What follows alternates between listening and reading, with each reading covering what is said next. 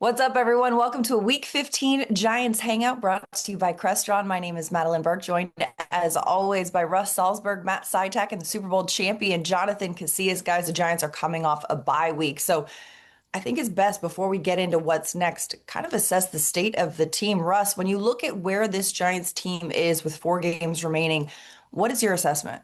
Well, when you ask the assessment, I think it's pretty simple, cut and dry, Madeline. We're talking about a team that's 2-11. Okay? 2-11. Right now, they would get the number one pick in the draft.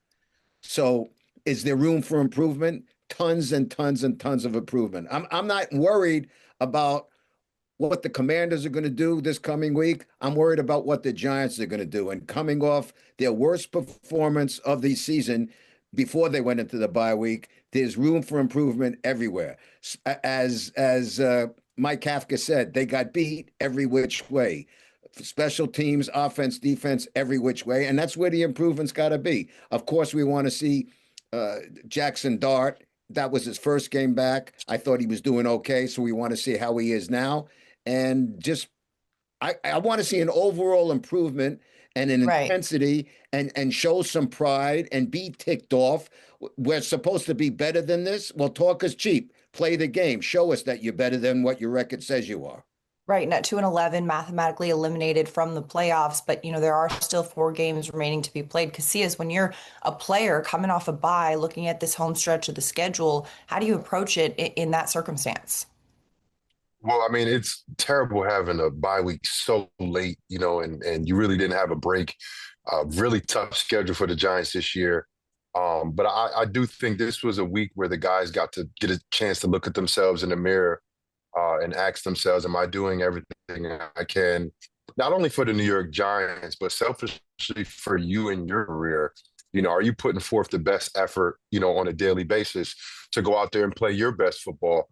The Giants, our organization, are going to be here for, forever, right? As long as the NFL is being played. But an NFL player's career is very short, especially comparatively to any other profession and any other sport.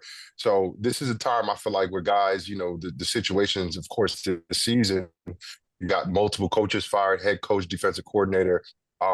You got to look at yourself, say, hey, am I doing everything I can to prolong my career in this league? And if you're taking that approach to it, if you're doing that on a daily basis, then you'll be contributing to helping this team win some games and right this ship. It's going to be almost impossible to do so given the fractured team that they have now with the missing pieces. But you got to figure out a way to do it for yourself selfishly so you can prolong your career. Right, because you're putting your own tape out there. Sytek, what do you want to see from this Giants team this home stretch? Yes, it's unfortunate that, we're going into week 14, and I feel like I've said the same sort of thing going into the last month of the season, the last couple of years. But I think the most important thing is just seeing growth from the young players. And, it starts with the rookie class. Obviously, this last month is pretty big for Jackson Dart. He's shown a lot of flashes, a lot of promise, but he hasn't been perfect in his first 8 stars. I don't think anyone would argue that he has been, but he's looked good. And considering the strength of the schedule in these last 4 games, we got some, on paper, some easy defenses to go up against. So I would like to see him take advantage of these matchups, put together a string of good games, but not just him. I think this last month of the season is crucial for Abdul Carter in more than one ways, both on and off the field. On the field, this last game against the Patriots, the last time we saw him out there, of course, he was not out there in the for the first quarter. Coach Kafka, kind of touched on this. It was his decision. He did not play, some sort of, disciplinary measure. But once he got out there, he had one of his, if not his best game of the season. 6 total pressures, got his first full sack, first time he got any sort of sack since his half sack in the season opener. But more importantly, he's just got to show some, growth and maturation over this last month. These off the field issues, whatever they are, can't happen. And he's the number 3 overall pick. He has obviously high expectations. He's a tremendous talent. Like to see him, gain some momentum going into next year by finishing the season strong. And that goes for the entire rookie class, the second year players, all these guys that are going to be on the team next year. Finish the season strong and get some momentum going into 2026. Right. And getting that momentum, and as you mentioned, the schedule on paper looks a little bit less daunting than perhaps the earlier part of the season was. But you got to remember, too, the way that the Giants played some of these tough teams early in the season. Yes, they didn't finish those games, but they did at times show up and put up a fight in these games. So with 4 games remaining, starting with the Commanders in week 15 at home at MetLife when it's going to be quite chilly outside. Russ, what's your expectations for this Commanders matchup in a game where we're not sure? I mean, we saw Jaden Daniels once again go out with injury last week. Quarterback questions remain. What are you looking for in this matchup? Well, first of all, look, we don't know, and you brought it up, what the weather's going to be. It's not only going to be cold, there is what I understand to be a substantial chance. Last time I looked, 70+% chance of snow. So who knows, that's going to affect everything. And I just want to touch on, and that's part of what I was going to say, what Matt said. Chances are, you said the last 4 games are against maybe easier opponents. Giants are 2-11. Don't you think those opponents are looking at the Giants as this is going to be an easy game to me, right? Yeah, am I right, JC? sure. Yeah. There is nothing easy in the National Football League. Right. The minute you think it's easy, it bites you right on the rear end. The Giants need to go out. You want to say impose their will. You want to see go show me a defense that has some pride.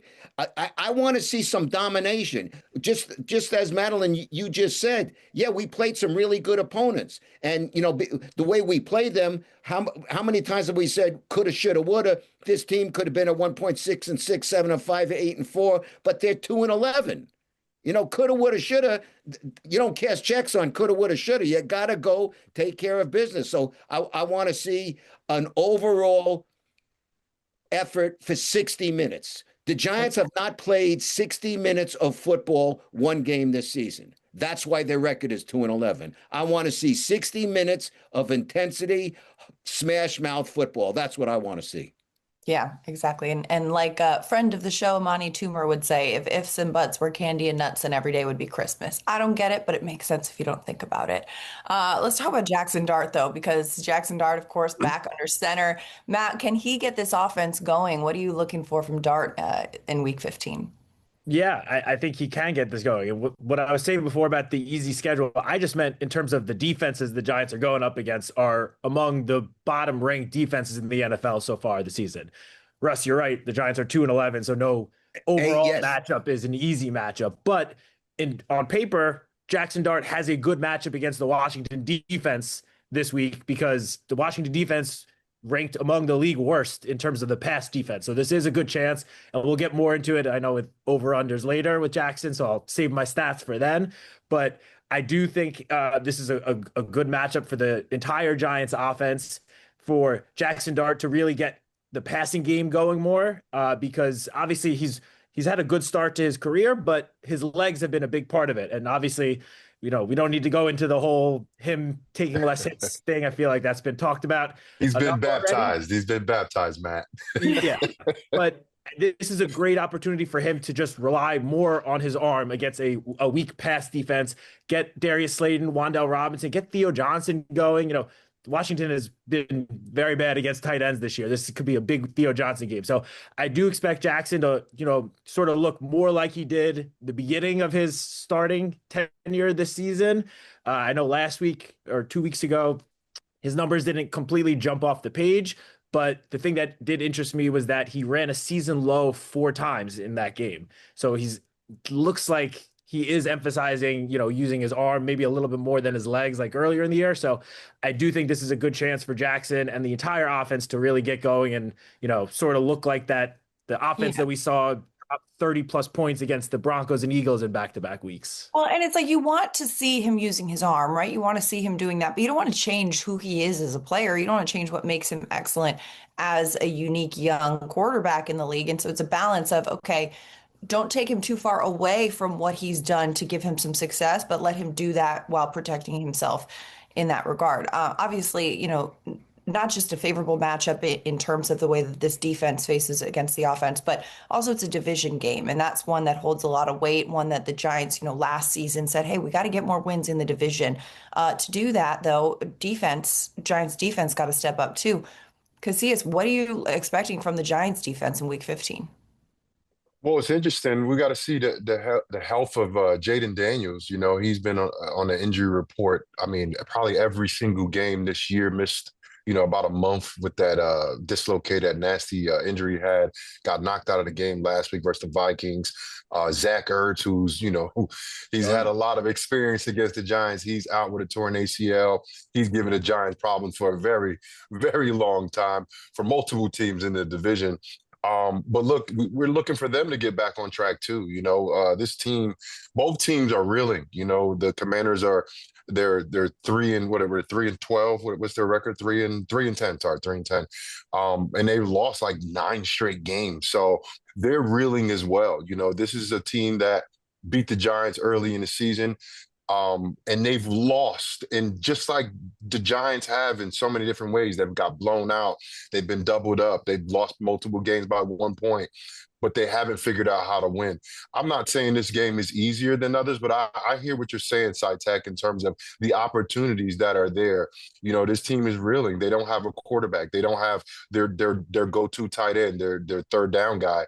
And the Giants can take advantage of that. This is a game where we should see Abdul Carter get on track, right? His discipline has been questioned. And I think when you look at his numbers, it's like, okay, usually you can kind of tell when the stuff has happened off the field, why it's not translating to on the field. Hopefully he can get back on track. Hopefully Brian Burns can have another game, and these defensive backs can go ahead and get their hands on the football. The Giants haven't created takeaways. That's been a problem for years for the New York Giants.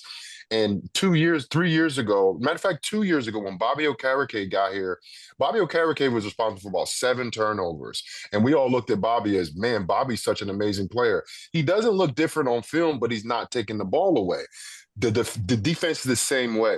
You might look one way, but the numbers, when you look at the numbers make it look different. A turnover in a game, you feel a turnover in a game. It's hard to go weeks and weeks without turnovers. It's hard to, I think, be competitive in this league when you're playing every game and you're losing on a turnover situation. And when you look at the season's ends, you look at all the teams that didn't make the playoff, they're always in a negative. So I think the defense need to go ahead and create takeaways, get Jackson Dart and his offense more opportunities to score, and then go ahead and look, you got nothing to lose right now, guys. Put it all online. You got a week of rest. Go out there and play for it. Exactly. Play for the home stretch of the season. Play for yourself. Put your own best foot forward and your best film out there, because not just for this Giants team, but for this National Football League, you're showing what you've got and why you are somebody that should be continuing to play in this league at a high level for whatever team it ends up being moving forward. All right. Giants Commanders, always a spicy one, always a fun one, long tenured rivalry. But there's a lot of history here. Russ, what do you know? What do you say? Yeah, what do you know? What do you say, Madeline? Well, as you say, there's a long history. It's, and everybody in the NFC East is a big rivalry. The Giants and the Commanders, and before they were Commanders, they were the other Washington team. 6 overtime games in their history, 6 overtime games. So I got a few questions about it. First off, what is the Giants' record in those 6 overtime games? 6 overtime games. What is their record? Well, the last one. Give me a Is there a tie in there? The last one was the tie. Oh, that's right. Yeah. And then 3, 2, and 1. B, no. Okay. 2, 3, and 1. No, the one B, before no. that was a win. Before the tie was the win. Yeah, I want to say Daniel Jones's rookie year back in 2019. So 4, 1, and 1. I'm going 4-1 and 1 too. 4-1 and 1. Madeline, you were close at the beginning. Wait. 6 games. She said 3, How 2, did and 1. 3, 2, and 1, 2, 3, and 1, 4, 1, and 1. How many other combinations are there? 2, 2, and 2. Bingo. That's what 2, 2, and 2. There you go. Wow. I was just going by process of elimination with Madeline there there. used to be a TV show, Room 222. But anyway, all right. So with 2, 2, and 2. Okay, now the last overtime game was in 2019, won by the Giants 41-35. Who scored the winning touchdown in overtime for Big Blue? 2019. Was it? No. Either Saquon or Daniel. No. No, no, no. Wayne Gallman. Who did you say? Wayne Gallman. No. Tight end. All right. Oh, he was one of those like You want me to spell or third string tight end. God, I'm blanking on his name. Who's the tight end? Initial is KS. Caden Smith. Caden Smith. There you go. Hello. Oh man. Hello. I was blanking. This is not your most impressive performance, guys and It gals. was bad for me. All right. I hosted the post-game show. We were all there. To give you another chance. Who was the defender covering Caden Smith on that play? Landon Collins. Hello. Very, very good. I remember that part. That was good. You got that right off the bat. Yeah. And just like that, we completely redeemed ourselves. I wouldn't say completely, but better. That's all. That was the game that Saquon had his career performance, right? Like the 270 something yard game with like 3 touchdowns. No? Couldn't tell you. That was not part of the question, man. That wasn't part of the question. Matt's over here trying to get that out of the credit. research. He's right like, there, "Oh, well, let text. me tell you this. All right, listen, we got to move on because this weekend we're playing a legacy game. The Giants wearing legacy uniforms on Sunday against Commanders, and they're the uniforms that represent the teams that wore those jerseys from the 80s and 90s. So, producer Pearson has tasked us to come with a little pop culture. Name a few movies from the 80s and 90s that he or the audience absolutely must watch in their lifetime. Anyone want to throw one in first? I'll start. Caddyshack. Must watch. Bill Murray, great movie. It's so many movies, those guys. Oh my gosh, so many good movies. I will go. Let's go. Top Gun. Top Gun's like 1985, 1986. Yeah. Let's go a little something more violent. Scarface. Pulp Fiction. Say hello to my little friend. Yeah, I was gonna say Scarface. Pulp Fiction. Pulp Fiction, very good. I want to dance and I want to win. The start of the whole, I think, vampire infatuation. The Lost Boys. Yeah. Okay. Oh, you guys don't know that one? That's a great good movie. one. It's such a good Reservoir Dogs. Good Will Reservoir Hunting. Dogs. Good Will Hunting. Producer Pearson definitely knows Good Will Hunting. Mm-hmm. Rain Man. Rain Man is a classic. Ooh, Rain Man's so good. The Big Kingpin. Lebowski. Kingpin. Big No, Lebowski, very, very good. I'm Team Kingpin over Big Lebowski for bowling movies. How about Forrest Gump? Only because it's family Forrest ties. Gump. Classic. Forrest Gump, also good. Billy Silence Madison. of the Lambs. Ooh, wow. That's a good one. That's a creepy one. Billy Madison in the 90s. Yeah. Goodfellas. Goodfellas. Casino too. Casino is Casino and good. Goodfellas. Wayne's World. Ooh. Now, That's a good one for- That's a good Full one for Metal Pierce. Jacket. I just watched that one recently. Full Metal Jacket for the first time. The Right. first time I watched it was recently. That's a great movie. That's Such a good. great movie. Like producer Pearson would enjoy Wayne's World. Oh yeah, for sure. excellent. Beetlejuice. Beetlejuice. Yeah, Hey, the Titanic. Oh yeah. absolutely. One of the Absolutely. best sports movies ever. Hoosiers. Very good movie. Hoosiers. Rocky. Yeah. Rocky, The Terminator, Predator, Ghostbusters. Child's Play. Ooh. Beverly Hills Cop. Beverly Hills Yeah, Cop. Beverly Hills Cop. Dazed and Yeah. Confused. Which one is that? Dazed and Dazed and Confused. Confused? See, now Dazed we're and just Confused. I don't- naming movies. I Well, haven't that's a seen great that movie. one. I haven't seen that one. I might have to add that to the list. Yeah, The I'll have to add Natural. that to the list. I'll Dumb give and you, Dumber. I'll give you a Dumb and great Dumber. one. That's a great one. Glory with Denzel and Morgan Freeman. Great. Yeah. Matthew Broderick. That was an all-time classic movie. There we go. Swingers. Vince Vaughn, John Favreau. Yeah. I don't think I've seen that one either. You're naming some movies, Matt, I haven't seen. I'm Well, pretty well, much Matt- on Great par with movies. Russ Matt's and- into these deep stuff, swingers and stuff like that. It is some great movies. We got Oh, some man. good films that we've rattled off here from the 80s and 90s. So if you're killing time between now and game day, crank on some movies. It's cold outside. Uh, Giants Commanders over under. Let's get some over unders in here before we wrap up this show. All right, Jackson Dart, 220 passing yards, over or under. Stat side tech. I know you got some stats in the bag for that.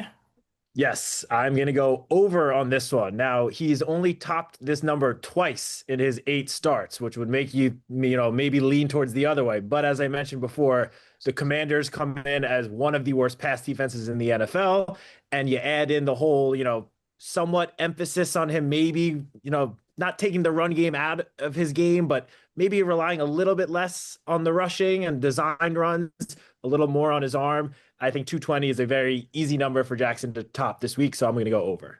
Casillas? Yeah, I'm going to go over too. And Matt, I think his comfortability in throwing those timing routes, we're going to start seeing that more. You know, I don't think it's him choosing to run. It's more of he doesn't trust some of those windows that he sees early in his career, and I think he's going to start doing that. Especially against his Commanders defense. And, you know, why not? You know, the thing that impressed me the most when I started watching his college film wasn't his running ability, guys. It was the ability to throw the football. So once he starts to get more confident in fitting those throws into those windows, and because everybody can cover in the NFL, especially these defensive backs, these windows are very small. And I think he's just not trusting himself as much. And I think he's going to start showing it this weekend. All right. So over. Russ? Well, you know, I understand what JC is saying about throwing into windows, but those windows, you guys are assuming that the windows are going to be open where the weather's going to be okay. If it snows, those windows are going to be closed. So I'm going to say over just because it's wishful thinking, but if it's bad weather, he's not getting to 220. If it's bad weather, it's going to be a running day. And I'm not saying he's going to be running, but it all depends upon the weather. It really does. I mean, I'm not talking about the cold. If it snows and that's calling for, you know, a good chance of snow, that all bets are off on that. But I'll go with the over. Jackson's from Utah. Take the over on this one. He says the point Jackson's that he's from going to go Utah, under, but and so's then he goes everybody. over. Everybody else isn't from Utah. But also, yeah, I'm going to take the over also because I'm trusting the yak from these receivers. I think that also factors into your passing yards, right? You know, you catch a ball, keep running, that counts. And 100%. I think against this defense, I think that they're going to get quite a few yards after the catch in this game, and I would take the over on that. All right, Darius Slayton, speaking of receivers, 60 receiving yards. Casillas, we going over or under? I'm going to go over because if I believe he's going to be a major part in Jackson Dart getting that 220, the tight ends as well, and then Wan'Dale. But I'm going to go over here. Russ? Yeah, I mean, if we're going to go over with Jackson, then you got to go over with Darius. So I'll go over as well. Side I'm actually going to go under on this one. Darius has only topped 60 yards twice since that week 2 game in Dallas. And as I mentioned earlier, the Commanders have really, really struggled to slow down the tight ends. I think this could be a big Theo Johnson game. I think Daniel Bellinger is going to get involved. They rank bottom 10 in terms of receiving yards to tight ends allowed. I think either one or both of those tight ends might also find the end zone as well, because the Commanders have given up the second most touchdowns to tight ends this year. Yeah, Darius Slayton, I think I'm going to take the over as well. I know we haven't seen that from him a lot, but like we said, if we're trusting Jackson to go over, I think Slayton's going to be a big part of that, him and Wan'Dale. I'm going to take over on 60 yards. All right, Giants defense, 2.5 sacks. Casillas, we going over or under? I'm going to go over. I expecting Adu Carter to get involved in this stuff, right? Brian Burns, he's getting closer and closer to, Myles Garrett every single week. Those guys are kind of battling out to see who's going to lead the league. And I expect guys to go ahead and get after the quarterback, whether it's Jaden Daniels or Marcus Mariota. Ty? I am going to go under on this one. Now, we're filming this on Tuesday. We don't know yet who's going to start at quarterback for the Commanders between Mariota and Jaden Daniels. If it is Mariota, he actually somehow has not been sacked more than twice in a game all season, which I was surprised when I realized that this morning when I was doing a little research for this. Daniels, on the other hand, has been sacked more than twice, multiple times. So if it is Mariota out there, the veteran, longtime veteran, he gets the ball out quickly or quick enough. So I'm going to go under, and I also think it's big to see whether or not Kayvon Thibodeau returns for this game. Okay. Russ? Yeah, I'm going to agree with JC. I think Abdul Carter really needs to come out and is going to want to come out and show a lot of pride. I mean, he knows what everybody's said about him. He knows, quite frankly, that he deserved it. So no, now go do something about it. Show everybody that you are worthy of being the number 3 pick overall. Go out and show everybody that you are the real deal and you're mature. Go out and take care of business. I really think his attitude is going to produce. And listen, of course, Brian Burns is there. So I'm going to go over the 2.5. I'd like to see over as well. And to Sitek's point, though, I think a lot of that's going to be contingent on whether or not Kayvon Thibodeau is available to play. I think we've seen in recent weeks, Brian Burns' numbers have fallen off a little bit because not directly related to, but you notice Kayvon's not out there. The pressure's a little bit different. He hasn't been able to finish in the same way that he was in the earlier parts of the season. So if Kayvon's out there and that balances the pass rush a little bit more, and you see that, or maybe Burns is getting more to the quarterback and kind of snapping that dry spell that he's on right now, but 13 sacks on the season is nothing to scoff at. I wouldn't be surprised if we see a couple Giants defenders meeting at the quarterback this week at MetLife Stadium in the snow too. If it's cold and snowy, that's going to be fun because that's like some real football weather. Football weather, baby. Yeah, I mean, because as a player, I mean, we say it like it's fun to watch, but like, do you like playing in the snow? It's not as terrible as like snow in real life, like people's like, oh, I love the snow. It's like I hate the snow, but it's actually fun when you're out there with football. It's like a beautiful scene. The field is always kind of a little jacked up a little bit. And as a defender, I get to play against the run a little bit more, get those numbers a little bit higher on the tackles. Okay, all right, I see you. All right, well, Giants Commanders Week 15 Sunday 1 p.m. at MetLife Stadium. That's a wrap for our Week 15 Giants Hangout, brought to you by Crestron.